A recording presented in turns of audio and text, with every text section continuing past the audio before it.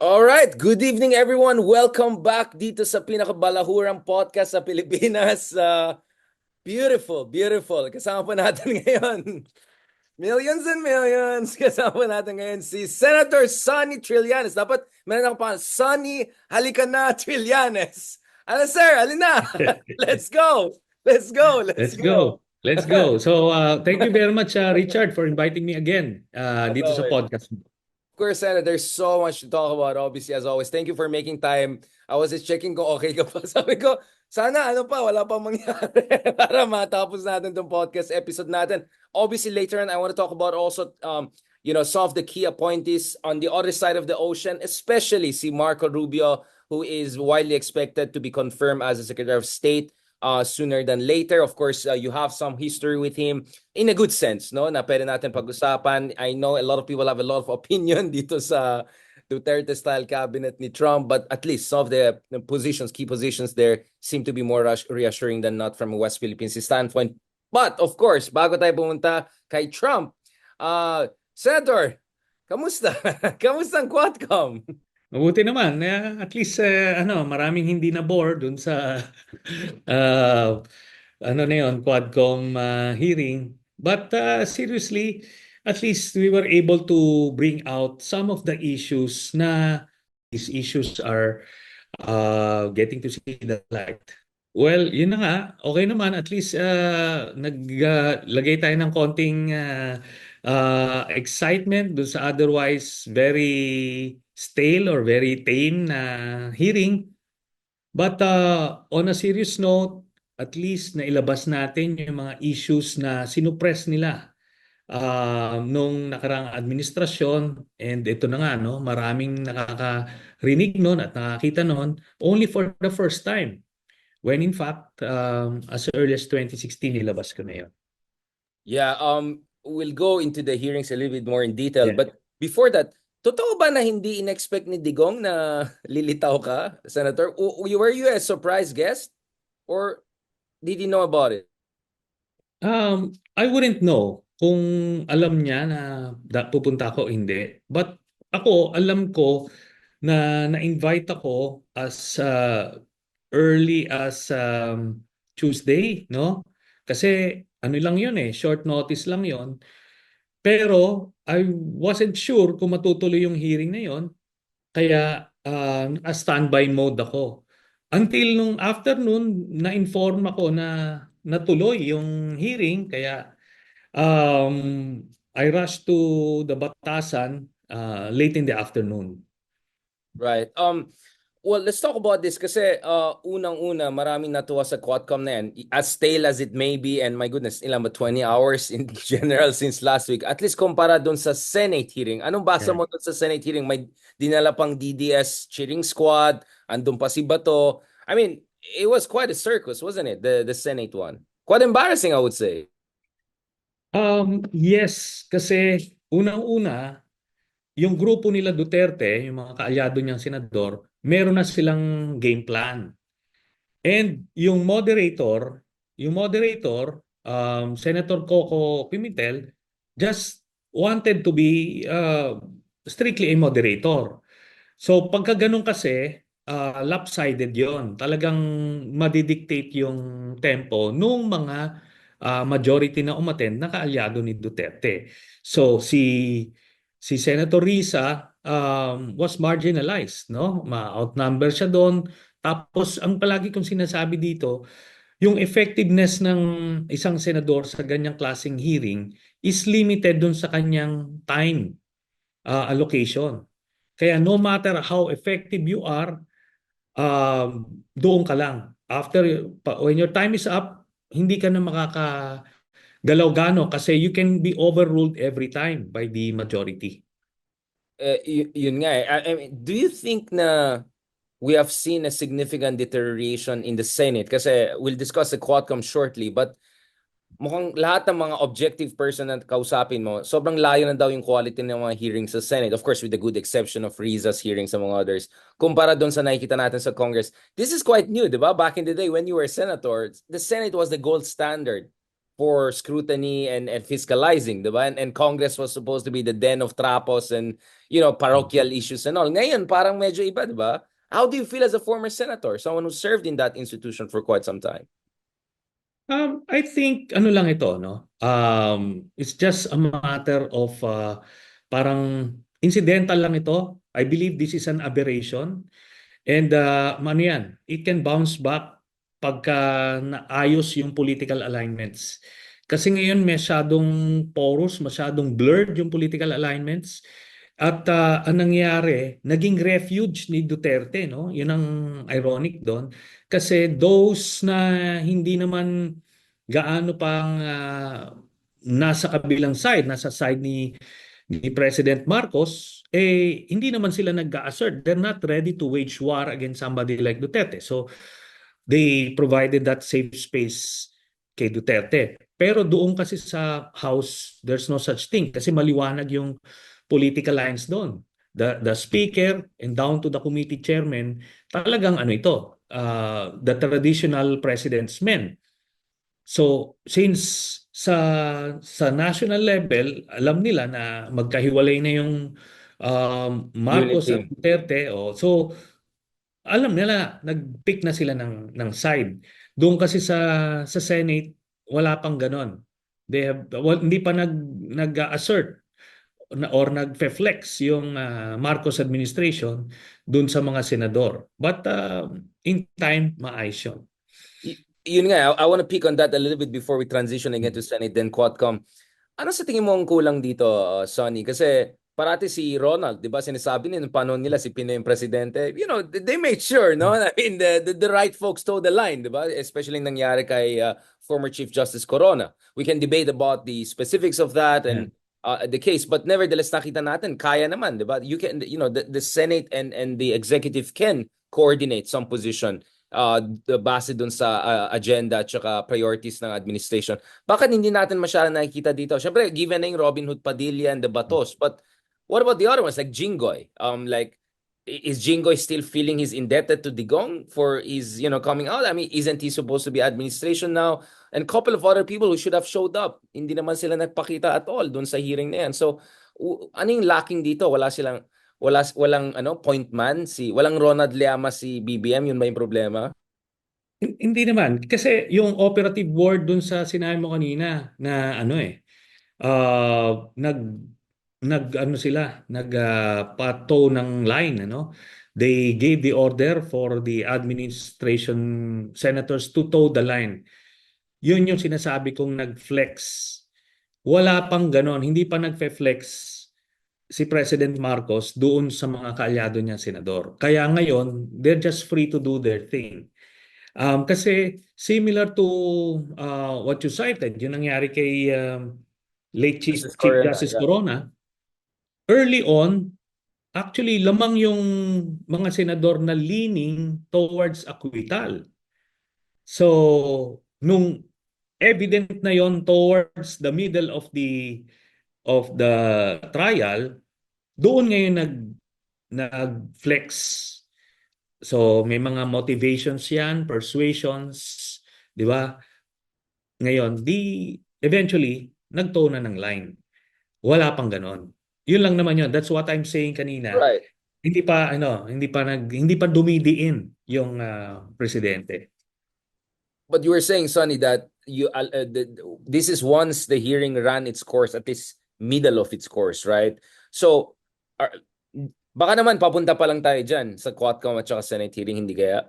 Na baka we're nearing the threshold kung saan papasok na yung I believe, alignment. hindi pa necessary at this point. Hindi pa necessary kaya hindi pa ginagamit yon. Pero for example, hypothetically, pagka lumabas na impeachment, yun necessary na yon. Ano na yan? Sinasabi ko nga, if you want to go to 16, you count. Meron kang principled votes and meron kang transactional votes. So bottom line, you get to 16 at least. Di ba? So makikita mo yan in the course of the trial.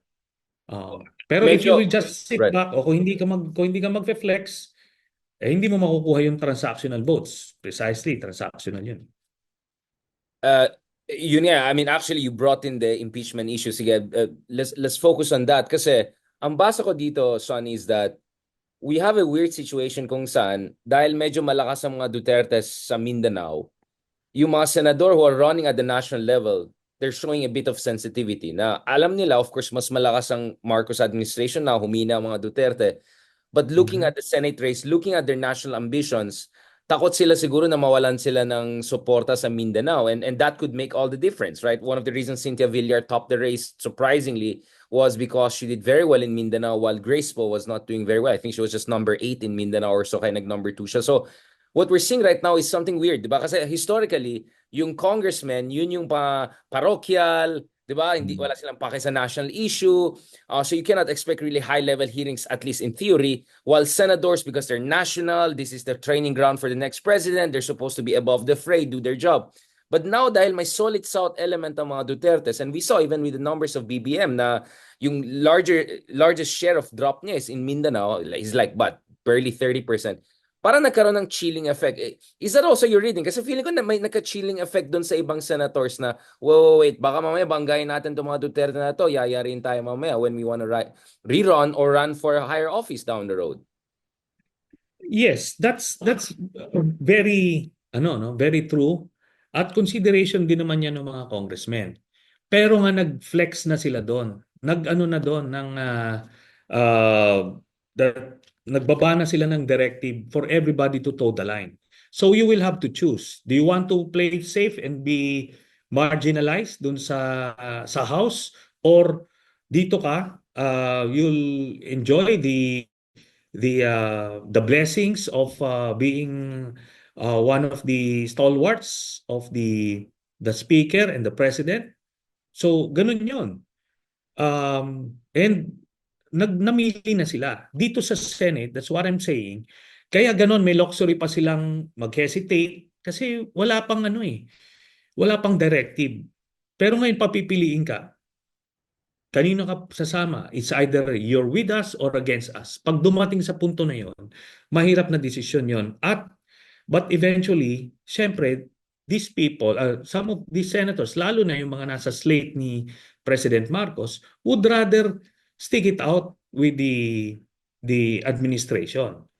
And mahirap tumaya kay Duterte at this point. It's a sinking ship. They know it. Alam nilang meron silang mawawalang boto, but in the bigger picture, mas malaki yung mawawala sa kanila if they will not side with the president, or worse, if they choose to side with Duterte. So kung mag-fence sit ka naman dito, ano yun? You won't get anything on both sides. So yun yung mangyayari. So, in short, the approach there, without giving too much operational details, is you have to make hedging or fence sitting expensive, right? I mean, obviously, if you side with Duterte, tapos na yan. But even Yeah. hedging, dapat may cost yan because this is we're Yes. approaching a moment of truth, no? So, kaya I wanted to emphasize that. Now, sige, Sara muna tayo on this issue of because you jump into the impeachment issue. By the way, I the other day I was looking at it. Semenardo Guevara back in 2019. This is when Lenny was facing impeachment. So something like Yeah. walang absolute immunity ang vice president kumpara sa presidente, 'di ba? So in Yeah. theory, even if hindi ma-impeach isang vice presidente, if she or he, in that case Lenny back in the day, is held culpable of a serious crime, potentially pwede siya ma-disqualify from running from office in the future. And this is a legal process, unlike impeachment that has to go through the political step based on some legal evidence and all. Do you think that could be also one approach against Sara Duterte if impeachment is too hard to get because it's political, you need 16, etc. If there's serious ground that she's culpable for corruption and graft, if you disqualify her from running 2028, medyo game over din ng mga Dutertes, di ba? It's not like Baste or Digong are in a position to run in 2028. Forget about Pulong, di ba? I mean, I'm just looking at like Yeah. my layers of option, di ba? Yung kabila. But realistically, theoretically, yes. But realistically, pag dumaan ka dyan sa route na yan, hindi mo maaabot yung 2028. Oo, by then, Kasi Hindi court and final. then like Yes, appeal oo. na naman and all of Appeal, okay. oh. They'll play that Okay, game. so isang example niyan, I think si Senator Joel Villanueva, he was suspended, I think, or basta meron niya yung mga ganun, pero he was Yung still isa nga allowed to. convicted nandun pa rin. Oo, maraming mahaba yun, mahabang proseso yun. Kaya hindi 'yon ang viable route to take. And ang sa atin naman dito is yung fitness to hold public office. Nakita naman natin on all fronts talagang kulang. And 'yun na nga, the nightmare scenario of having her succeed as president in whatever scenario, no? Whatever circumstances, grabe yun.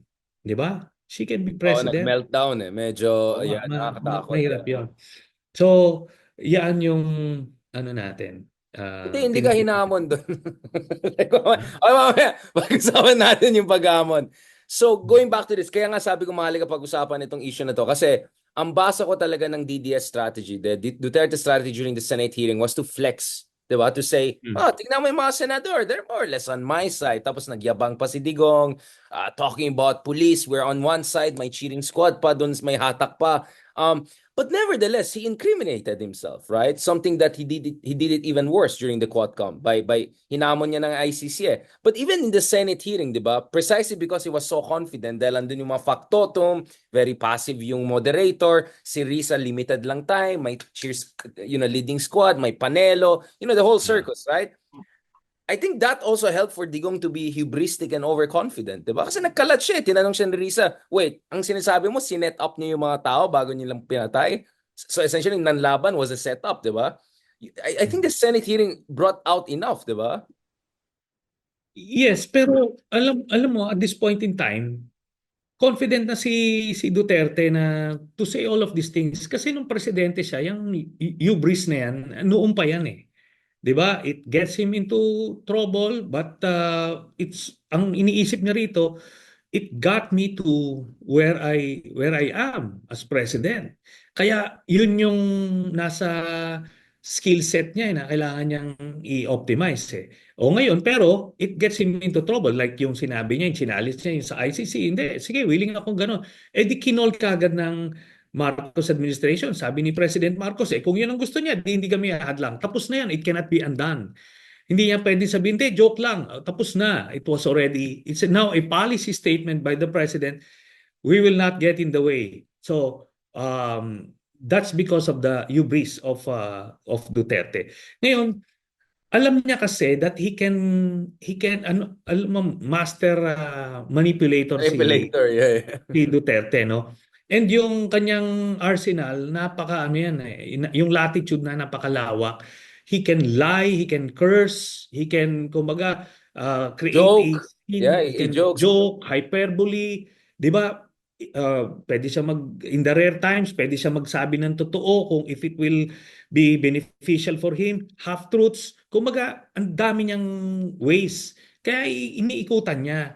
Ang assumption dito kasi yung mga nag tatanong sa kanya, yung mga nag-interrogate sa kanya, mga straight shooters, 'di ba? O mga ito, so they were taking his answers at face value. So you don't do that kay Duterte. Kailangan basagi mo yung narrative niya at dali mo siya dun sa isang uncomfortable situation, doon ngayon siya magwawala. And that's exactly what we did when we presented the bank accounts. Hindi niya malusutan yun.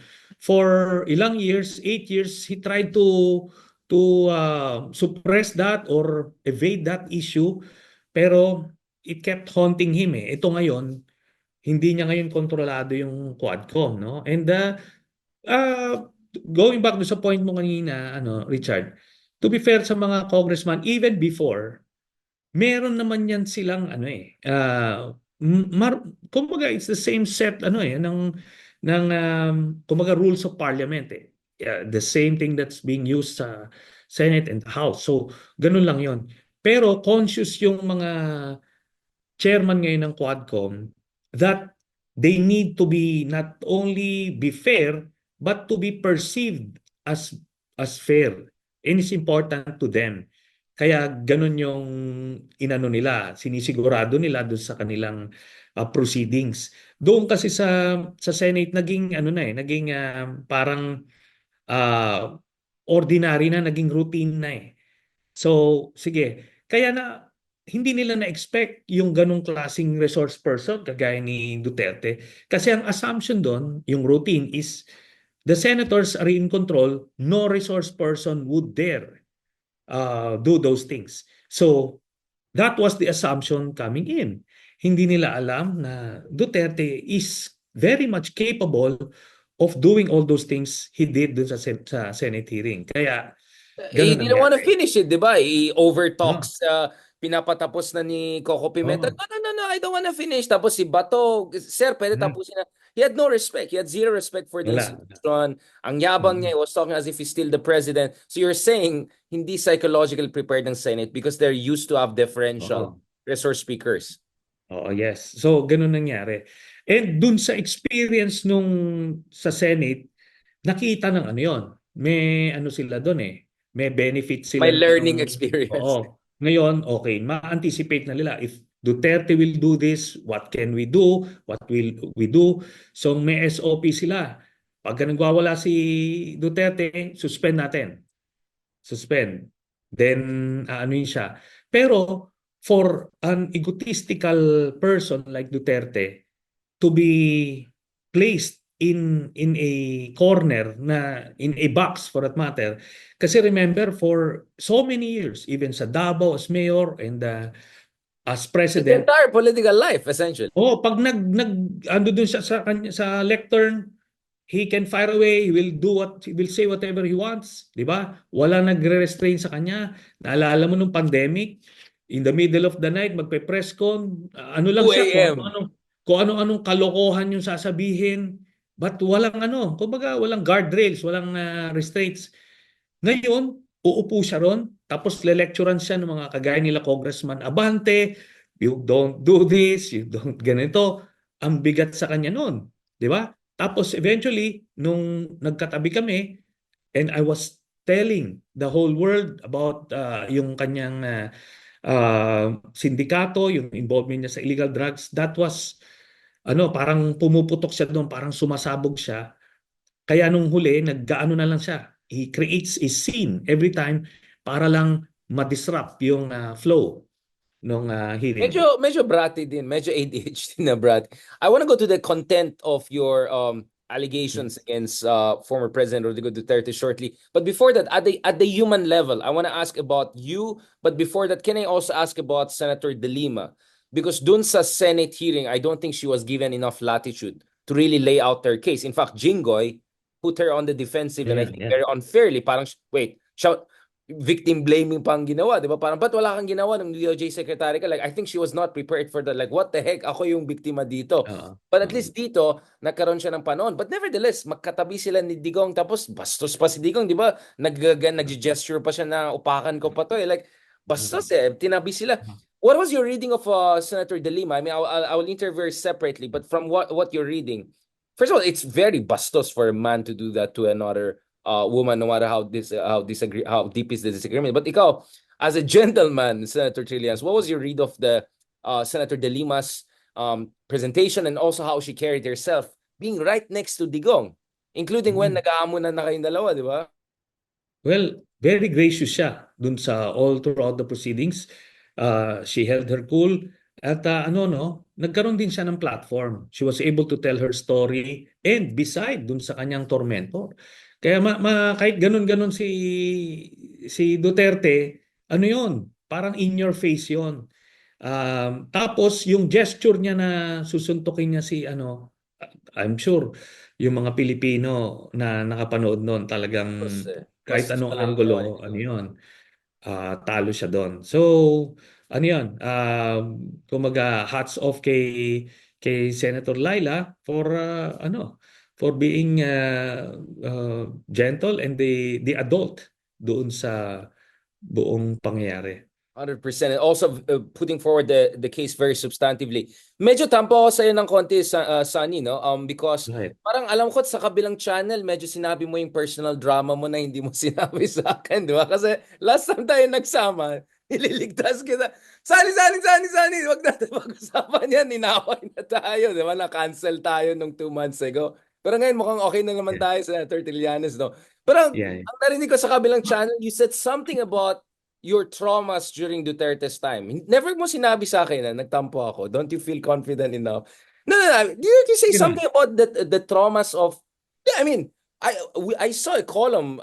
Hindi ko alam yeah. sino nagsabi na gusto kong papatayin ni Digong noon na nagwala daw siya once Oh. in cabinet. Sabi na patayin ko na to. And then someone said, "Uy, wag niyong galawin yan. PMA yan, military yan, something like that." Um, Can you tell us to the degree that you can share in public how traumatic it was for you? Kasi Senator De Lima, alam natin yung trauma niya. She shared it. Pero ikaw, macho well, ka. You never shared that.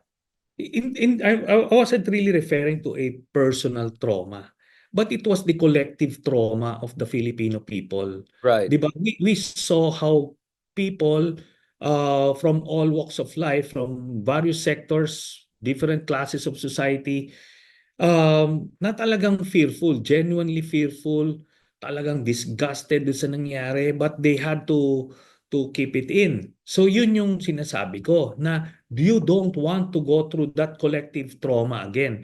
Kasi yung personal threats sa akin, yun, ano, gusto kong kasuhan ng murder.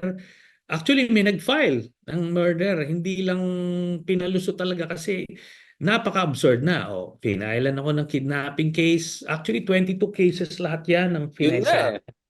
So then, nag-attempt, no? There were actually 2 attempts at my life, apparently, no? Nag-plot sila. But sabi ko nga, I'm a fatalist. Siguro may mission pa tayo kailangan gawin. Biruin mo, of all the people na magta-turn, yun pang inutusan to actually kill me. Yun pa yung nag-turn. And kumaga, yun, we got a lot of divine help during those dark moments. Kaya ano tayo, we're still around. And ngayon, na ano na natin, we're on the other side Side of of the the world. yeah. Okay, so let me apologize. Wala ka pala masyadong sinabi sa kabilang channel. Hindi naman tayo competitive. I was just making sure kasi sa Reddit, people are comparing your interview with me and interview sa kabilang channel. May sinabi daw, sabi ko, parang di niya sinabi sa akin na nagtampo ako. No, but No, no. of course later we'll talk about Marco Rubio, Senator Marco Rubio also very Yes, short because he was very important also. But at the personal level, kasi ngayon tinatapos ko yung memoir ni Alexei Navalny. Right? Tapang na Yeah. tao, grabe din. Putin ang Oh, kalaban. That's oh, no joke. oh. KGB, di ba? Yeah, I yeah. mean, the person I can think of closest to Navalny's experience is you and Senator De Lima, to be honest. No, with all due respect to everyone else, you two guys, you really face, and in your case, mas natatakot pa ako sa'yo kasi sa labas ka pa, di ba? Baka i-shortcut ka nila. But to the degree that you can share in public, Sonny, maybe in private we can Siguro, share more. Like, how did okay. you cope with the stress, with the trauma? Like, fatalistic na lang, bahala na. I just have to do what I have to do. Yes, ano, parang ganun ako since nung Oko, then yung nakakulong, then sa Manila Pen. Ganon. If this is the path that is laid in front of me, then I'll pass through it. Ngayon, siguro one of the things, one of the stories I told sa ano is yung nung time na nagkakaroon na kami ng encounter ni Duterte, no, tinitindigan ko na siya. Nung time na yon, grabe yung mga riding in tandem, ano? Ang sasakyan ko was a Fortuner na hindi bulletproof. Bulletproof. Oh, hindi bulletproof. So ngayon, itong si Senator Grace po was so fearful dun sa ano ko, situation ko na Pinairam ka. pinahiram niya yung bulletproof niya. And ano yun? That ruled out any riding in tandem scenario. Kaya ano yun? Sabi ko nga, we got a lot of divine help. May mga ginamit, naging instrumento sa pag ano sa atin. Pagharap dito sa mga difficulties. So, things like that, no? Tapos, syempre, I needed to be unpredictable in my schedule. Kumaga, ginagawa naman natin yung ating mga security protocols. Naglagay ako ng metal plates dun sa aking office sa Senate kasi ano yun pwede kang i-RPG from the outside, no? So at least malilimit mo yung mga ways that they can harm you physically. Ganon. And to be fair, well, you mentioned Senator Graceful, also Senator Tito Soto, right, stood by you Yeah, when yun. you had to Yes, hunker yes. down, diba? Yeah. Oh, yun si Senator Soto, no? Kasi nung kinancel yung aking amnesty, nasa published yun eh. Since hindi naman ako lawyer, I was working on the assumption na wala na akong magagawa doon. So sabi ko, after ng hearing ko sa Senate, so hinihir namin yung four-piece law, no? Na yung kay bill ni Senator Laila. So sabi ko, after nito, sasama na ako. Di sinabi sa akin ni Senator Risa who was seated beside me, sabi niya, andiyan na yung CIDG, no? Papasok na. O sige, di andiyan na. Then after a while, sinabi niya, hinarang ni Senator Soto yung CIDG. Tapos pinapaakyat kami para ano daw, para mag-usap. So after the hearing, I went to Senator Drilon first. So doon ako sinabihan ni Sen Frank. Sabi niya, Sunny, hindi ka pwedeng sasama dyan sa kanila na walang warrant. Kasi the moment you do that, you won't be able to question the validity of the warrantless arrest anymore. Nakakulong ka na abang kung anong appeal ang gagawin mo. Tapos pumunta kami kay Senator Soto, sinabi ni unilaterally hindi niya pinapasok. So, 'di ba, everybody got the impression na lahat sila mga kaalyado ni Duterte, but still may mga uh, tao, may mga people working in the institutions who love the institution more than itong loyalty nila kay no, nagbigay nila ng value yung kanila sa democratic institution. So, And fear. he I mean, let's defended be it. honest. I think people were after what happened to Senator De Lima. I won't be surprised Yeah. that a lot of other senators had to double check their notes. No. Mm. So, it was a defiance in a way, unilaterally by Senator Soto as the Senate President initially, then eventually he consulted with everyone and nag-unite, unanimous. Kumaga, publicly, they saw me as a lone ranger na parang kaaway ko lahat. But actually, doon sa Senado, nung lalo na mga moments na yon, nakita mo na talagang Close ranks na kayo eh. Oh. they defended the institution. Marami no sinasabi nila uh, Senator Loren na sila Senator Binay na this is our house, they are doing this inside our house, so anuin natin, palabasin natin. O sina Senator Migs naman, sina Senator Angara, sabi nila the moment bayaan nating Yeah, precedents. magkaroon ng warrantless arrest dito kay Sunny, then he can do that to the rest. So, kumaga, let's make a stand now. Kumaga, ganun yun. And everybody closed ranks.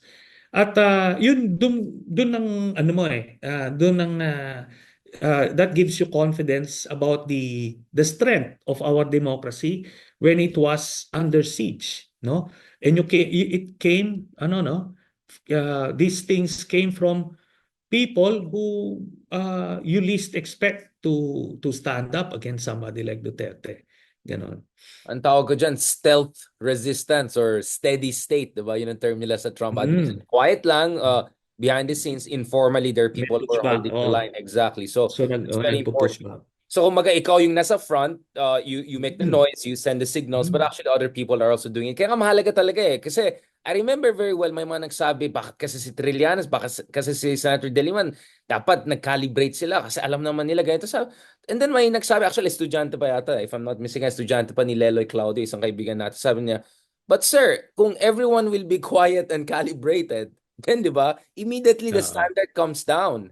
So Yun na someone yung, has to really go on the front and take the risk, unfortunately. And you were the one of the ones at least. So, importante yung pushback na ginawa. And ito pa, no? Isang moment na kailangan natin i-highlight is, o sige, may institutional pushback na from the Senate. Ngayon, yung AFP rin, the Chief of Staff then, General Galvez, he was given a directive to arrest me. Pero hindi niya ginawa. Hindi niya ginawa kasi may pushback from the mid-ranking officers na alam nilang mali yun, di ba? Mali yun. So, siyempre, it's the PMA thing. Na-underestimate ni Duterte yun na akala niya the soldiers, the officers will just do as he Feeling, pleases. yeah. Oo. So Akala niya ngayon, police ang military no offense. oh, so ganon, hindi ginawa. Ganon din, pati when kinonsult si DILG Secretary Anyo, tsaka si Secretary of Defense Lorenzana. Lorenzana, Exactly. sinabi nila, wag. So collectively, silang tatlo nag-push back. Okay, ngayon, everything boiled down dun sa judge, no? Si Judge Soriano. Si Judge Soriano was Ito yung Makati, di ba? harassed. Oy, Makati. Yeah. So ngayon, pinangakuan siya, binigyan siya ng kung ano-anong offer. Pero talagang hindi niya masikmura eh. So, biruin mo, yung pushback came from an RTC judge against the weight of the Duterte presidency. So, dun yun. So, dun mo makikita yung mga ganong moments na tipong Duterte was pushing the limits of his power, undermining the democracy. Pero kahit na developing country tayo, infant or baby democracy, but the institution Fledgling. fledgling. It's Uh, a jobless kid. oh, pero meron pa rin the institutions were strong enough, at least at some institutions were strong enough to push back. Yun. No, but kudos to you, Senator. You and Senator De Lima talaga, you set the standard. I think it was very important. For me, yung moment na yan, yung na-hunker down ka sa Senate and others didn't want to cooperate, including from AFP, at saka yung time na gusto ni Digong mag-nationwide martial law after Mama Sapano, and then Lorenzana and Anyo went to Lenny, di ba? I remember, I think those were the two moments. Kung Mhm. hindi nangyari yan, wala na, Putin na tayo. Totally Oo. wala na yung democracy natin. So I hope people appreciate those things. I mean, of course, in media, we did our job, etc. And, people in Yeah, the yeah, media are yeah. getting all the accolades they deserve. But I Mhm. always tell our friends, they're not the only one. In fact, they're even more important people, including the military, people like you, among others, who made that sacrifice. Now, balikan natin ito with Tatay Digong. Essentially, you replayed yung sa ABS-CBN. Yung ba yun? Yun yung nagpatanggal ng franchise ng ABS-CBN? Yung pinilay mo na bank account, hindi ba yun yung lumabas ng election time? Hindi ba yan No, yun? Ano yun? Ano ah, different? hindi. Pinalabas ko yun sa GMA 7. GMA pala, sorry. Yeah. Oo. May pinalabas din ako sa ABS-CBN yung may mga bata. Pero Ah, pinalabas ko rin yon sa GMA 7. Kaya sabi ko, bakit don't ever, ABS lang? Oh. oo, ano lang yon, pretext lang ni Duterte yon na kasi naglabas ng ganitong ad o hindi nilabas yung ad. Pretext lang niya yon. He was determined to take over ABS-CBN for himself. Kasi gusto nilang gagamiting vehicle yon for 2022. Yun naman yun eh.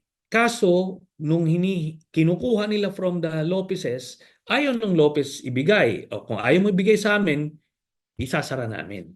So, ganun ang nangyari yon. All the rest, pretext lang yun. Drama yun. Mga hindi nagbayad ng tax, nagkuhan ako ng ad. Pwede ba yun? Ganun ba ka-shallow? Ano yung franchise? Reimburse daw siya, di ba? Sabi niya, nagbayad daw siya, di naman Oo nga, lumabas. kaya nga, di ba lumabas no, during the hearings, actually lahat baloney. But it's just Duterte being Duterte, gagawa siya ng mga pretext, but in the end, gusto lang niyang, ano yon, as part of undermining democracy, kukuhanin niya yung mga medium of, or mga organs of information dissemination. Yun yung, ano niya, ayan. Oh, Congressman Barber's opening sa Quadcom hearing from last week, essentially his argument was, yeah, Digong may have had good intentions. Lahat naman tayo gusto natin ng, kampanya laban sa pinagbabawal na droga, pero may mas epektibong paraan. Tapos pinakita niya ito yung Mm. datos kay BBM, Yeah. ganyan-ganyan. Pero ikaw, ang attack mo kay Digong is more fundamental, no? You're even questioning his intentions. You're not saying na bara-bara lang yung method. Hindi lang kapalpakan, hindi lang maraming namatay unintentionally. I hear this a lot. Ay, kawawa naman si tatay, good intentions, yun lang. Sorry na lang, or kawawa, collateral. Ang thesis mo, Sonny, is something different, right? Your thesis is that Yes. this is not even really a war on drugs at all. This Yan. something else was going on. What is your fundamental thesis para lang maalala ng tao? And then relate mo dito sa bank account issue na yan. Okay. Kasi ganito yan. Because of the insider in Arturo Las Cañas, we were able to get this, yung true intentions of Duterte. Kasi yun na nga, no? They were protecting Duterte's drug lord partners, Michael Yang, Sammy Uy, Charlie Tan. Tapos they were killing the competition. Ganun yun. Tapos nung in-elevate nila yung same modus nila. Tapos just to just so the public would be impressed dun sa and be convinced dun sa sincerity nila, they will actually kill uh, ano yon, mga chemists, mga shabu laboratories na i-raid nila lahat-lahat, pero competition yon. So sinat down nila yung all the local manufacturing ng shabu.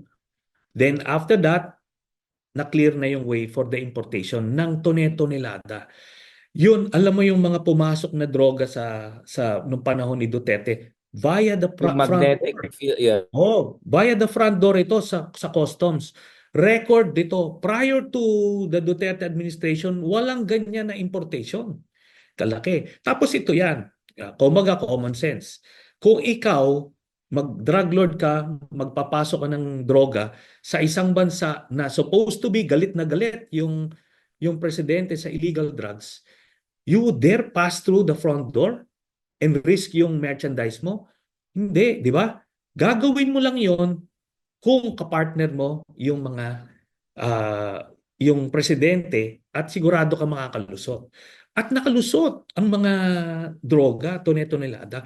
Yung mga rare moments na nakakapture, ito yung dahil merong proceeding PDEA o PNP na hindi part ng syndicate na natitisod nila, no?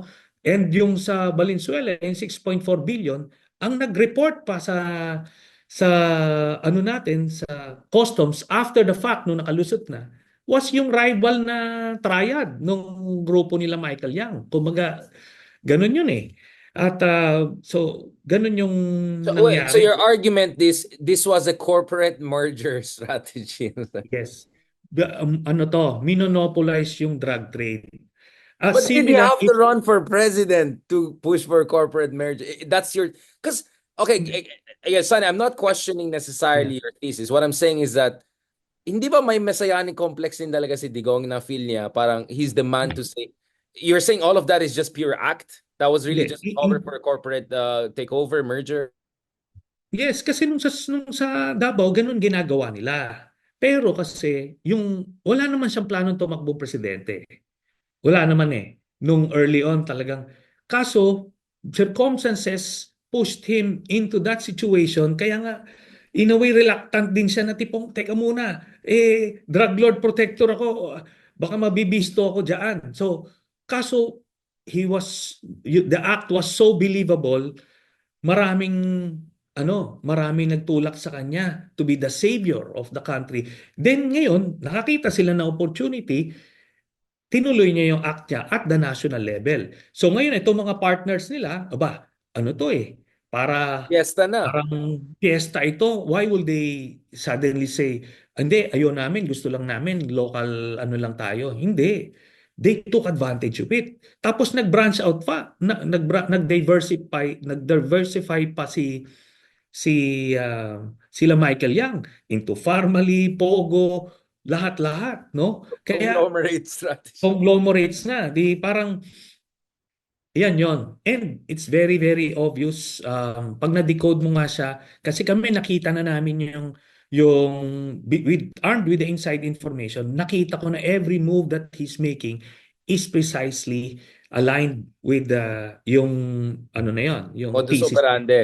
Oh, so Mm. kaya na at every turn, biruin mo galit na galit siya sa illegal drugs. Nalusutan si Faildon sa customs. Ordinarily, kung hindi sa iyo yung droga na yon, anong gagawin mo? 'Di ba? You would have fired and imprisoned si Faildon. Oo.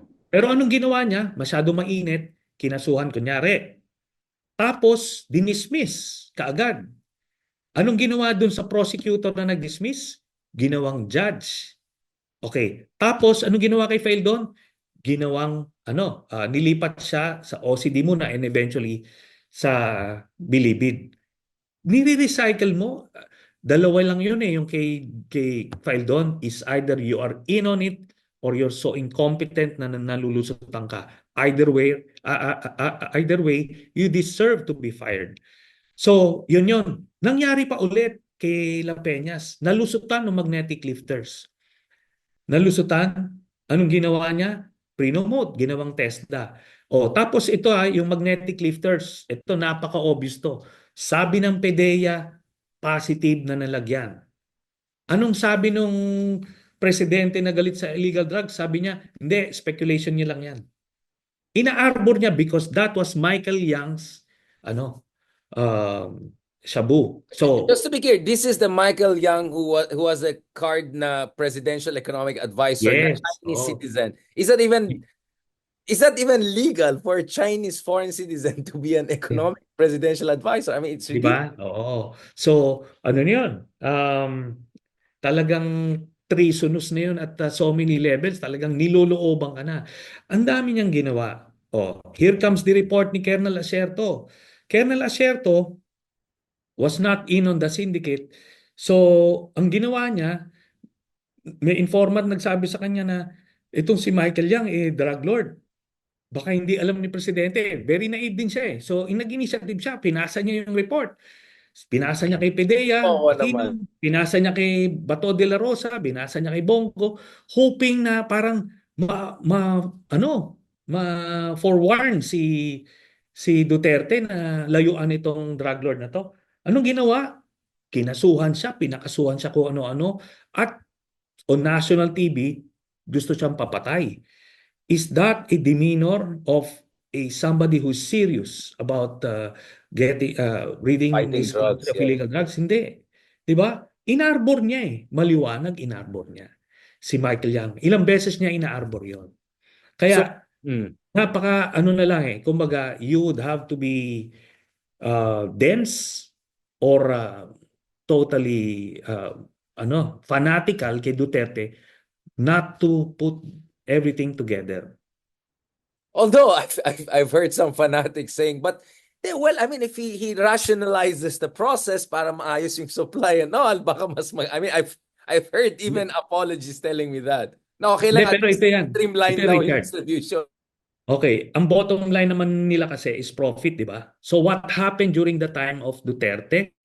So na crash nila yung local manufacturing. So sila na yung distribution unit sila, no? Ano na ngayon nangyari? Tumaas yung presyo. Kasi yung supply limited, pero the demand is still there. So yung presyo na command nila tumaas. Nahahakot nila yung profits doon. At alam mo nangyari, di ba, nung nawala na si Duterte, pumasok na yung Marcos administration. Early during the Marcos administration, remember the 990 kilos shabu na nahuli na involved yung mga police, generals, colonels, and yun na ngayon ang ginawa ni Duterte. Naging distributor na yung pulis. Kasi pinagpapatay nila yung mga local distributors, ngayon sila na nag-distributor. So, ganyan yung nangyari. Yung mga mayor na pinatay, pang sample na at the same time, sila na ngayon. May vacuum na doon. They can now distribute their goods ng mga players nila. Kumaga ano to? Similar ito, Richard, dun sa if you follow that Mexican defense minister na Yeah, I talagang, wanted to go to yeah, Narcos actually.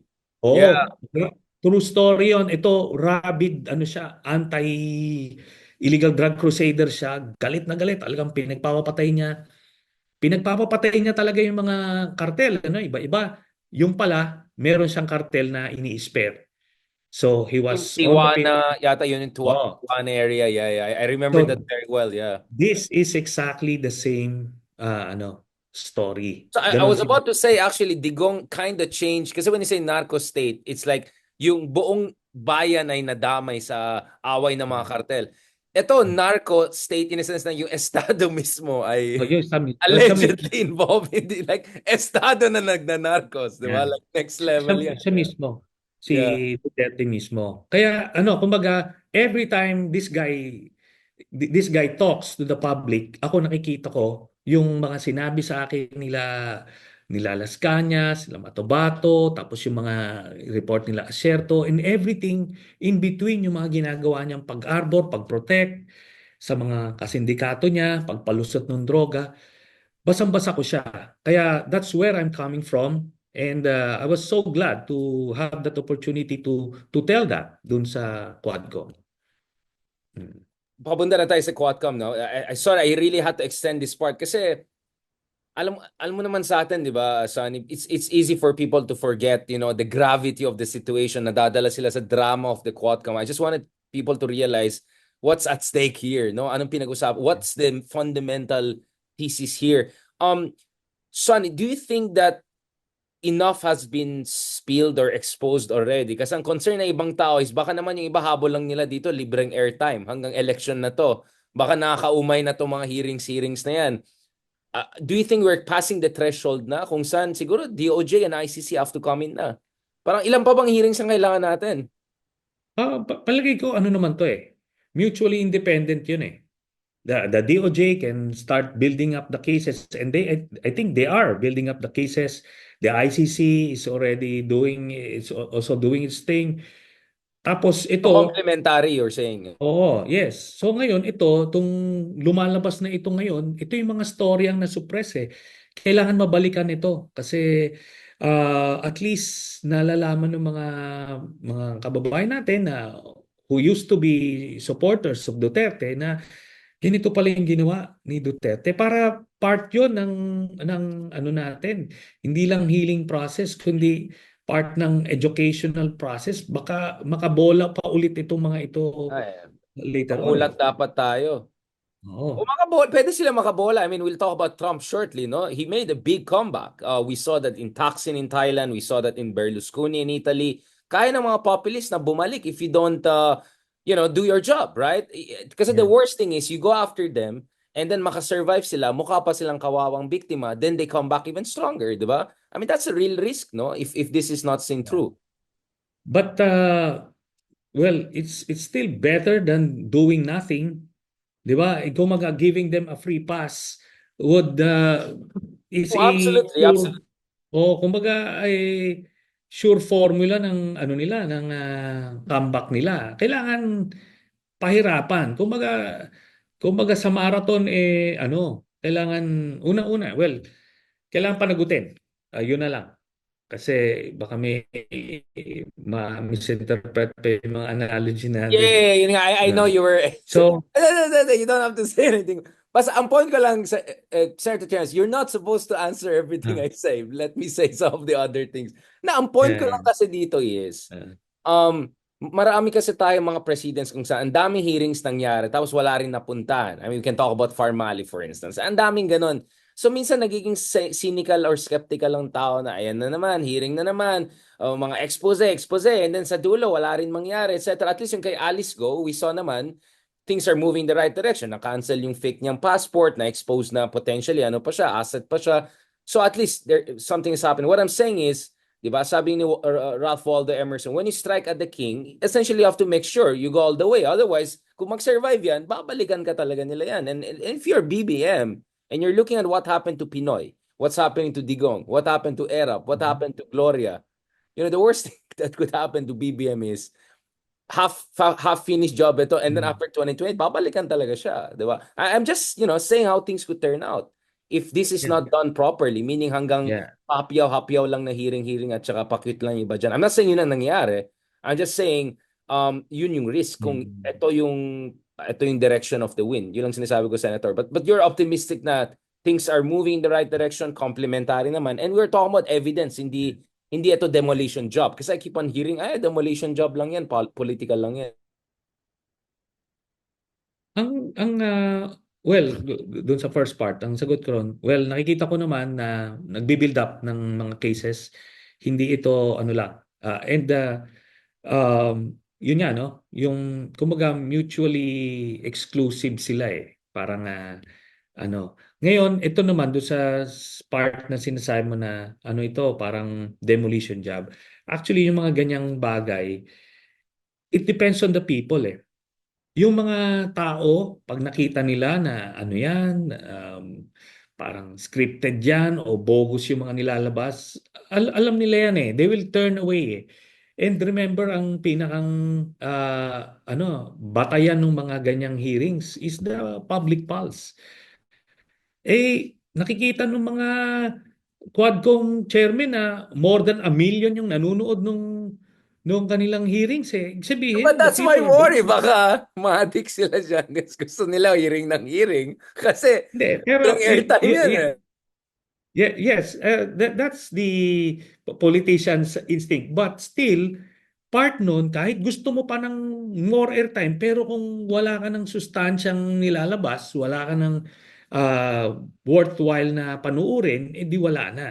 Mawawala, magda-die down naturally yon. So yun naman ang sinasabi ko. Lalo na kung gumawa ka na ng mga bogus witnesses dyan or mga ebidensya, magte-turn away yung mga Pilipino, mararamdaman nila na, teka, napapakapuya tayo rito pero 1,000 lang yung nanonood, parang ganon.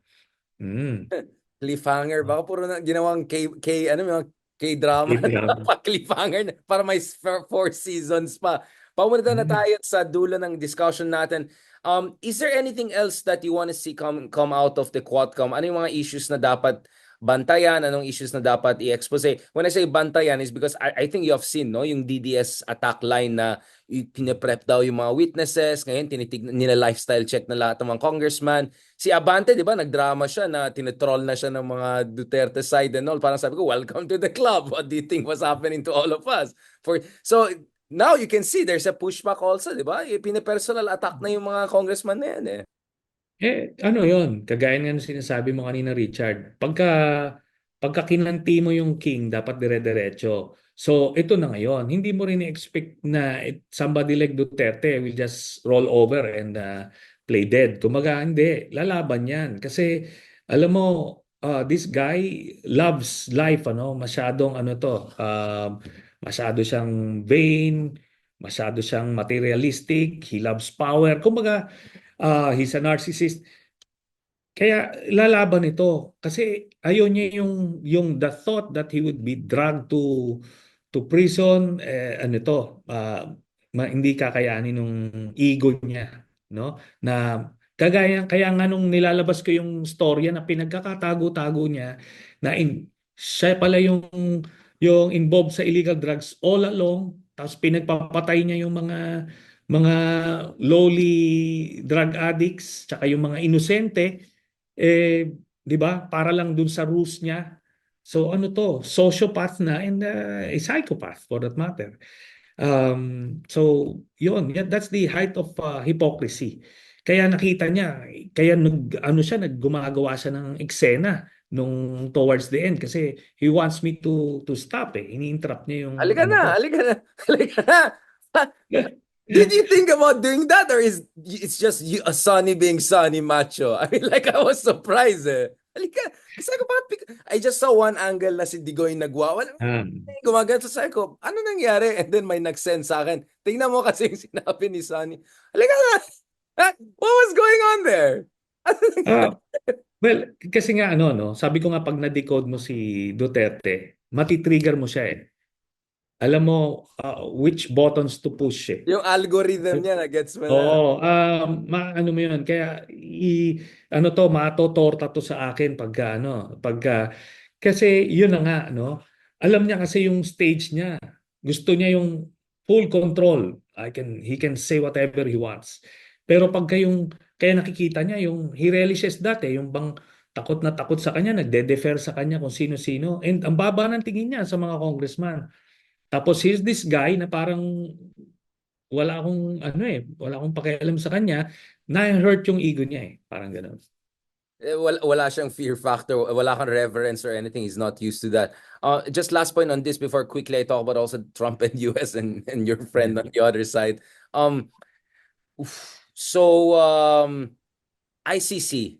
I know again there's secrecy and all of that. Kasi ang worry namin, I and Justice Carpio were talking about this. As you know, Karim Khan is facing investigations now for alleged assault, blah blah blah, and we know that may mga malalaking bansa na hindi natutuwa sa kanya dun sa warrant of arrest request niya laban sa mga alam mo naman Israel leaders, etc. Some are saying baka magkakaroon ng delays also, that there's some drama going on in the ICC. What is your read? Again, none of us have insider information, but I think both of us know that there is conversation, like coordination, if I can put it that way. Based sa aking mga informants who are privy to the investigation, hindi makaka-apekto yun sa timeline. So, yun na lang yun. Again, sabi ko nga, it's a waiting game. We were very excited a few months back, pero nagbago sila ng threshold. Wala tayong magagawa doon. But I think nalagpasan na yung threshold na yun. So, andun na tayo. All right. So Duterte may have started the year with attacking BBM, and BBM may end the year on his own terms if things come together. Last part, hindi ko matapos ng conversation unless asking you. So how do you feel about Marco Rubio likely becoming the most powerful diplomat on earth and a key partner? This is someone who last year wrote in the National Interest and very important op-ed saying the US cannot afford to lose a key ally like the Philippines to China. He was very clear why the US should care for the Philippines. So in many ways, marami na excite sa security circles, West Philippine Sea circles, about Marco Rubio's appointment. Di na lang ako mag-comment dun sa mga ibang appointments sa RFK Jr., mga Tulsi Gabbard. But what is your read? Can you tell people to the degree that you can share? You and Marco Rubio, you go back quite some time, though, back in the Duterte days and all. He was quite helpful on a number of issues. Yes, and ano no, nung time na we were looking for allies no sa international community, si Senator Marco Rubio was one of the senators who opened the doors for the Philippines. And ano yon, very substantial yung mga napag-usapan doon. And back then he was the chairman of the Appropriations Committee. And by the way, in-announce niya man niya doon sa kanyang Oh social naman, I media, mean, of doon sa course, mga yeah. pinag-usapan namin. So we talked about the human rights situation dito. At inano niya na talagang hinold niya yung release ng grant sa PNP because it allowed itself to be instrumental dun sa extrajudicial killings. Ngayon, tinanong niya ako, he consulted me if the AFP should also be Sanction. kumbaga sanction. Doon ko sinabi na no, hindi pa, kasi in fact the AFP tried to steer clear of the EJ case at to hindi sila involved. So sinabi niya, so it's just okay to release the grant sa AFP. So sinabi ko, yes, kasi ganun yon. Pero kasi siya dun sa PNP, ano na it's all over the place. Convinced na sila na it has to be cut. So pero at least na-save natin yun sa AFP. So nakita niya more clearly na hindi ito parang the whole government, the whole the different agencies being used. Hindi, merong ganon. So, yan yon. Then, ang basa ko naman sa kanya kasi is a traditional conservative, no? Yung traditional Republican. Kaya palagay ko, doon niya ang magiging ano niya, ideological moorings niya as he navigates itong kanyang new role as uh, ano to, Secretary of secretary. State. Um, Oh, so in terms of yeah. helping the Philippines, how do you see? I mean, what is your sense of him? Bakit parang ang concerned niya sa Pilipinas? Is it because I've talked to a lot of Republicans, their sense as pinabayaan ng Pilipinas, medyo nagigilty daw sila at sa tingin nila Pilipinas ay frontline state, dapat tulungan pa. I'm not saying Democrats are not saying that, pero sa aking palagay or sa aking experience, I saw Republicans recognizing that more. What is your read of Senator Rubio? Actually, merong strong Philippine lobby dyan sa Right. US Senate and the US Congress. So, ano yan, bipartisan yan. Pero si Senator Marco Rubio, talagang nag-ano siya ng interest, Yun nga, nag-express siya ng I'm interest. trying to figure out where's this personal sense of investment coming from. Well, I'll tell you of the record Ah, okay, sige, kung sige. Sorry, sorry, sorry. So, well, so meron yan. So ngayon pero ilang beses siyang nag kumbaga sinuportahan yung kausa ng Pilipinas, yung human rights situation, 'di ba? So very active siya yeah, diyan this is pati on sa the record China. naman. I mean, yeah, Yes, yes. we're So not saying anything that yeah. Senator Rubio is not Yeah. comfortable with, just to be clear. Yeah, yeah. So West Philippine Sea. So kumbaga kaya doon, yung sa aspeto na yon, at least you don't have a pro-China Secretary of State. So with that, kahit papaano, makikita natin may continuity ng foreign policy dito sa Southeast Asia and particularly sa West Philippine Sea. Hindi lang hindi I mean, hindi lang hindi pro-China, also hindi rin amateur hour. Because some Yes. would say some of the other appointments, like, Yeah, may but he's problema. definitely not an amateur. That's what I also wanted to emphasize. Tiny point, because people are also asking me a lot. Kanina lang kausap ko some people from Stanford this morning discussing this issue. Like, kung ikaw si BBM ngayon, how should you deal with the incoming Trump administration to make sure that we can get the most out of that relationship for our national interest sa West Philippine Sea at sa China? From what you understand of what Marco Rubio could bring to the table and what the Republicans could bring to the table in the next 4 years. So doon sa aspeto na yon, talagang person to person ano ito. Kasi the Philippine ambassador will try to find out sino ba yung mga influential people around the president. So kailangan niya ng Either mag-touch base doon para lang kumbaga hindi ma-ignore yung Pilipinas altogether. Then sa State Department kasi meron silang institutional memory eh.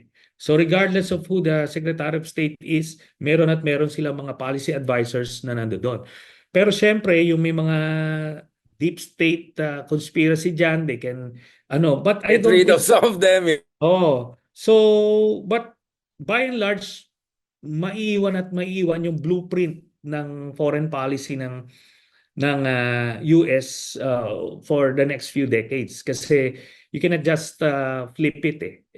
Yun ang ano doon. And nakita naman natin itong si the Trump 2.0 is more differential. Palagay ko he will just be more hands-on dun sa domestic promises niya like the Migration, yeah, border, then the inflation. But other than that, ano na yon? He would defend. autopilot. Yeah, oo.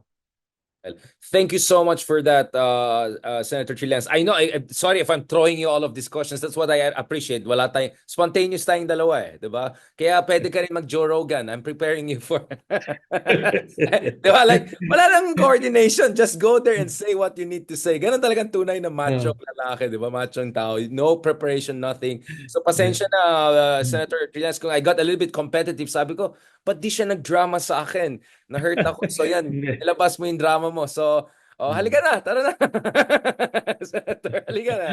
Salamat po. Is there anything we Okay. will have to look forward to? Mayor, by the way, pagdating sa campaign mo, how is the campaign going? I hope you're not getting distracted. I mean, kung saan-saan ka na pupunta ngayon, foreign Oh, policy, drug war. Kamusta naman ang campaign oh. natin, Mayor, and how can people help you? Well, alam mo, Richard, you'd be surprised kung gaano kaiba yung local politics with national politics. I know. It's so hard. Talagang iba siya. So, um, basta you'd be surprised dun sa aming hanay ng mga leaders namin, local leaders. Marami mga maka-Duterte. Yung talagang hindi mo ma-explain but it is what it is. Basta kami we're moving forward with the vision of changing Caloocan for the better. Ganun And lang. and and Mayor, if people want to volunteer for your campaign or something, where should they go? Is there a place they should go for Sa volunteering? ngayon, ano na lang, word of mouth, can pass it on kila so Right. para ganun na lang, we'll put them dun sa right staff or right department. namin. Oh, thank you for that. I think down the road sana gawa ka rin parang si Navalny yung mga videos, 'di ba yung pinapakita may drone, may corruption, yung may diagram. I think kaysa hintayin natin ng Netflix, I think we should do those things ourselves at some point. So, mabuhay ka, Senator Trillanes, and mabuhay ka doon sa kampanyan mo para maging mayor ng isa sa mga mahalagang syudad sa ating bansa. Mabuhay ka, Senator. Thank you very much. God bless po. Salamat, salamat Richard.